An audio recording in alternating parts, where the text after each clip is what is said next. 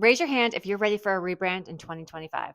At the end of the year, there's obviously a lot of thoughts and emotions as to one, how did the year play out as you expected to? And then two, what is the next year going to bring for me? How is it going to be different? How is it going to change? Maybe you are in a rut and you are just like, I can't do this anymore. Maybe you want to change careers. Maybe you want to start content creation, or you want to go into a completely different job. Maybe you want to become a mom. Maybe you have been a mom and you want to go back to work, or maybe some seismic event or forces out of your control changed the trajectory of how your year was going to go, and now you are in a different place. That may have sounded oddly specific because that actually happened to me. Long story short, I had a business that I was working towards. I basically found out on Thanksgiving evening, I could no longer operate. So everything that I was gearing up for, Black Friday, Cyber Week, and all that happened completely just ended in screeching silence. You can imagine something like that is, kind of eventful, and you are kind of forced with, it's time to make a change. I almost feel like I'm in a Hallmark Christmas movie. The whole someone is too busy doing something and then some crazy event happens and they have to go back to their hometown, and the simple life is what you've been like craving for or whatnot. This video is definitely not about taking that approach, but I do want to get into some of the things that I took as I'm going through this rebrand for myself, and maybe some of my struggles, maybe some of the things that I went through, maybe my approach could help you as you try to figure out your next era. I'm Kellie. I used to work in beauty brands and marketing, and then I've also been doing content creation and kind of some solo entrepreneurship. I've been a working mom, stay-at-home mom, working stay-at-home mom, kind of going through all the gamut. And I'm doing this rebranding, which is why I want to take you along with it. And thanks for stopping by. So the first thing that we're going to do is allow ourselves some time and go through the grieving process. Well, let's just unpack this for a little second. So the grieving process is, there are several stages that people go through when they are dealt with a difficult situation. And it starts with denial, goes on to anger, bargaining, depression in some cases, and then finally acceptance. If you are in that acceptance phase, if you are starting your new journey and you're fresh and you know who you are and you have a very clear vision of that person, exactly what you want to do, and there is no turning back, I'm going to put some timestamps, check them out, skip this part, and then go to step 2. So as part of that whole changing process, like when you go from that caterpillar to that new butterfly, you're still the same person, but you kind of need that cocoon phase in order to prepare you for the new identity that you're going to take on, right? And sometimes that takes time. Sometimes you are not ready to move on. When I heard of these events on Thanksgiving, obviously I was just like, okay, whatever, I'm going to fix this in the morning. Everything is going to be fine. Slight misunderstanding. And unfortunately, that was not the case. And so that took me a while. I was trying out many different things. I was like, what if I did this? What if I did that? What if I said this? What if I don't do this? And you keep on trying to make something work that maybe is just not meant to be. And that's really difficult to just digest, right? So I think you need to take some time. And like I said, if you are changing from major life events, if you lost your job, if you're going through a divorce, all of these things are completely different, and you may not be completely ready for it. You don't have to be 100% ready. You do need to just take some time and make sure that you are not in an angry space. I actually went on my Instagram and on my TikTok. I asked my followers to kind of come on this journey with me because I'm still trying to figure it out, but I definitely took like 10 days to do that, because in the beginning I had so much anger, and that's just not me. It's just something that I went through, and I'm not an angry, spiteful person, but this was a hurtful, sad, heartbreaking thing that happened. I want to acknowledge that that happened and not pretend that it wasn't hurtful, but I'm just still more in a better place, that I am here excited to take on this new chapter. And I feel like you really need to be in that acceptance phase before you move on any further. So the reason why I highly suggest that you are in that acceptance phase for this next chapter is because it's time for a tough talk with yourself. Okay. This is like it's me, I'm the problem. It's just me. You have to be in a good place before you kind of start, I don't want to say beating yourself up, understanding how you played a part into what wasn't working before and how we can eliminate certain things and bring other things up to the forefront. Let's get into that. I talked a lot about, kind of seismic, unforeseen events or forces that have been thrust upon you. Those things are out of your control, right? You have no control over what other people do, what other people say, etc. But you do have control over your own action. So if there have been red flags just flashing around you for the last year or 2 years or 5 years or however, those red flags are forces out of your control, right? Those are events or habits or reactions that people or corporations or whatever has done to you. You ignoring those red flags and pretending like they don't exist, that is something that we need to take ownership for. This is a hard one, right? Because sometimes it's a lot easier to put blame on things. Like I watch a lot of, social media managers, and they talk a lot about like people blaming the algorithm because something's going wrong with their views or something like that. And for example, it could be the content that you're creating. It could be that, there's other things going around, but it could be you. Why not just take a little bit of that ownership? We're not going to sabotage ourselves, okay? Doing the best we can, moving forward with information that we have. And there are always some little thoughts that enter into our head. They creep into our head and they're very dismissed easily. Those are the little things that I want you to pay attention to right now. I'll give you an example of how I approach this. So I mentioned I had this business. However, previous to that, I have been doing content creation, and I have a TikTok account, I have an Instagram account, I have a YouTube account. I'm also a fitness instructor. So I know, like, just saying this out loud, it's like you are all over the place. And now you're talking to me about this. But again, I am sharing what I've done wrong, acknowledging it right here and accepting that I'm the problem with what's happening. So it was very confusing because I was really getting into being a fitness instructor because it was really fun. And I felt like I was helping people and making people feel good. So I started my YouTube channel. So you'll find videos like this, but you'll also find lots and lots of workout videos. Okay. And I love them. I'm proud of them. They're great. I had a great time doing them and working on them. And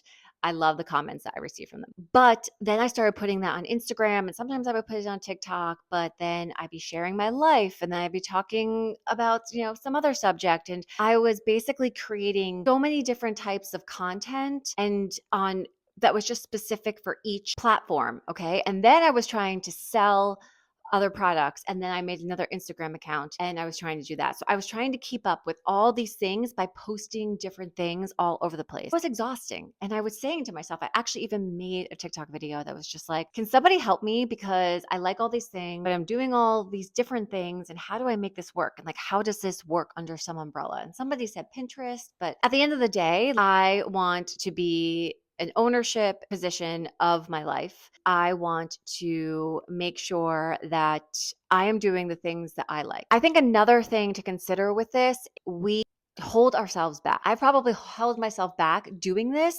To this day, will think about, maybe somebody from like high school or grade school who's taking a snapshot and sending it in a group text and being like, what does she think she's doing wearing this shirt? Those beliefs in my head are holding me back from what I'm doing. And that's my problem. It's not what those people may or may not be saying in imaginary world, or it could be real, but what they're doing is not my problem. But the fact that I'm holding back because that may be happening, that is my problem. Part of my rebrand, I've been saying to myself, here I am. My audience is not people to watch me, to make fun of me, or to judge me, or to think it's crazy that I'm here talking on YouTube or talking on TikTok or whatnot. I am not serving those people. But I do feel like, I have lots of mom friends, and this is what we do. We sit there and we talk to each other, get things out and share our struggles and share our pain points and try to lift each other up from that. And that is what I want to do.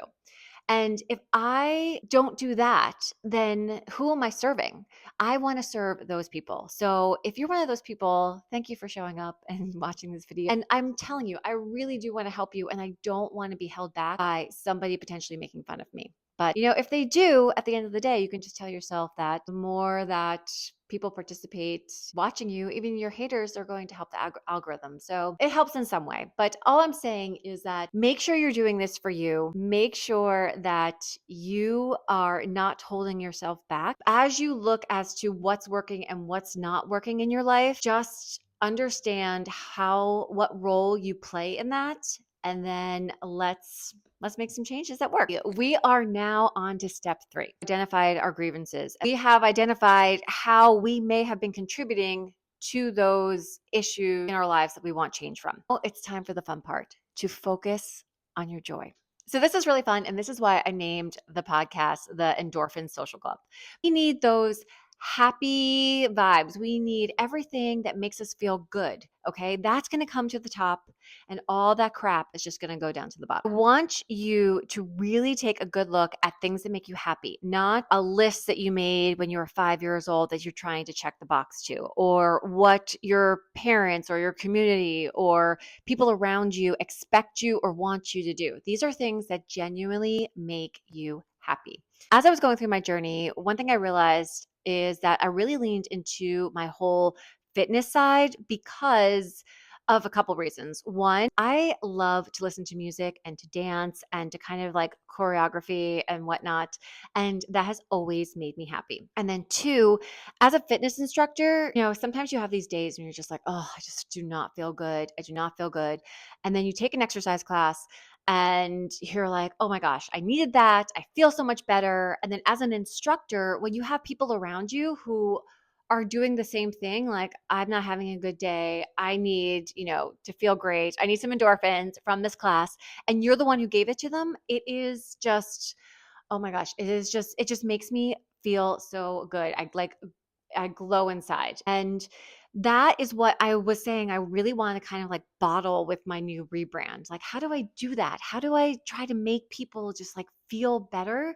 That maybe you weren't feeling great before and now you feel so much better. The thing is that I realized, again, kind of going back to chapter 2 of I'm the problem, it's me. If I were to do a scan of fitness instructors and fitness content and fitness entrepreneurs and instructors and whatnot, I'm not that girl who is waking up at 5 a.m. and making a smoothie from scratch and I have six-pack abs and all I want to do is work out. That's not me. Working out is a part of my life that makes me feel good. It is not end all be all of who I am. I like to work out. I like to have rest days.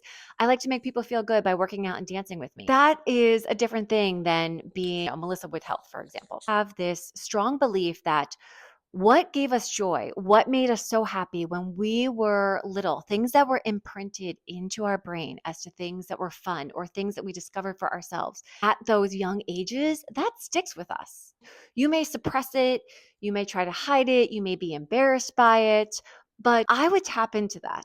For example, if you love to ice skate, I loved ice skating when I was a kid, but now I can't ice skate because I'm not good. And if I go on the ice and then I'm 40 years old or whatnot, then I'm going to be so embarrassed. I'm that person. Okay. I am currently taking horseback riding lessons. I love animals so much. I love horses. And I wish I was a horse girl. I wish I had an 80-acre farm, and each morning there were horses coming and I would give them an apple like through my kitchen window, and then I would go off riding just for miles and we'd be cantering in the English countryside. My daughter actually got really into it, and here I am packing up horses, learning about horsemanship. It made me so happy. I am a 45-year-old woman in the middle of a ring with kids who are half my height, a quarter of my age, doing jumps, but I'm not letting that stop me because it's what I want to do. All around me, most of the moms are taking up tennis or taking up golf. I can't tell you how much joy this actually brings me. It's not practical. There's no way that I'm going to be like competing in the Olympics in dressage, but it's something that I really liked when I was little, and I'm not letting that stop me now. It's almost like Ratatouille. I don't know if you've seen the movie. It's a Disney movie. It's set in France. A rat who cooks meals in like a Michelin star restaurant, this food critic, and he's very miserable. But at the end of the day, the rat serves, not spoiler alert, a cold, hardened, stoic critic eats the ratatouille and he's transported back to skinning his knee in the south of France. And his mother gives him this dish and he feels better. And then he changes his life. He changes his life into what brings him joy, eating and drinking and being with friends, not being this hard, miserable person. So that's what I want you to channel. Okay. I want you to channel that joy. That is how you're going to start your rebrand. All those things I mentioned, okay? Ice skating. If you hate being cold and you think that becoming an ice skater is going to solve all your problems, that is not going to happen. If you're watching, influencers and they're moving to Montana, raising goats to make cashmere sweaters, and you hate the cold and getting your hands dirty, that's not what we're doing. We are not flipping our lives upside down. We are leaning into things that were important to us once and are probably still important to us. We are on chapter 4. And step 4 is creating a roadmap, what you're going to be doing and who you're going to become in 2025. We do not need to make a 20-page PowerPoint for this part, okay? It could be as formal and informal as you like. We just want to create a little bit of structure as to where you want to go, okay? You have this idea, you have that like built house, that mansion that you're going to become, and then what is the blueprint, or what are the goals look like? Is that I have more free time, money to start a cookie business? How are you going to do that, for example? What I did is actually, sometimes I just scribble down notes. I actually started journaling a little bit. I definitely like journaling when I feel like I have just so much going on inside me that I need to